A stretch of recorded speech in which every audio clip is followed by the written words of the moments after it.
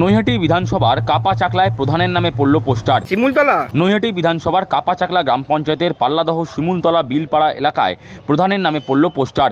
লোকসভা নির্বাচনের প্রাক্কালে সেই পোস্টার ঘিরে যথেষ্ট অস্বস্তিতে শাসক দল তৃণমূল কংগ্রেস।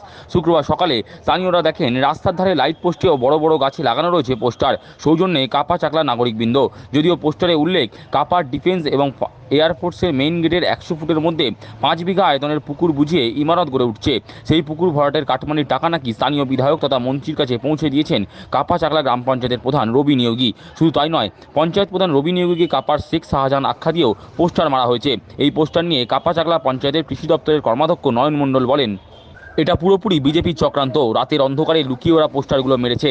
নয়নবাবু দাবি, লোকসভা নির্বাচনের আগে তৃণমূলকে কালিমালিপ্ত করতে বিজেপির লোকজন এসব করছে। এটা শত্রুতামূলক মনোভাব সম্পন্ন করে এটা করেছে।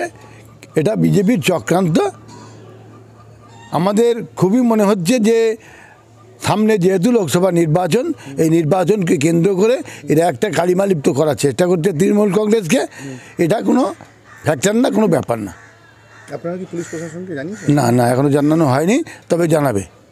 হ্যাঁ, তো এরকম শাসক দল আপনাদের কিন্তু এরা যদি রাতের অন্ধকারে পোস্টার মারে, আমরা কি পাহারা দেব? রাত্রে 1:30, 2, 2:30 সময় মেরেছে এই পোস্টারগুলো। আপনার নাম? যদিও অভিযোগ উড়িয়ে দিয়ে বিজেপি নৈহাটির 3 মণ্ডল সভাপতি সুকুমার দাস বলেন, পোস্টার মারার ঘটনায় দলের কেউ জড়িত নয়। কাপাচাকলায় তৃণমূলের দুটো গোষ্ঠীর মধ্যে তীব্র কাজিয়া চলছে।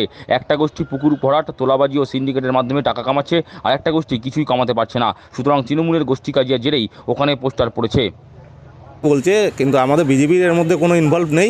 আপনারা জানেন তৃণমূল বলে কোনো কিছু আছে কি আমার এই এলাকায়?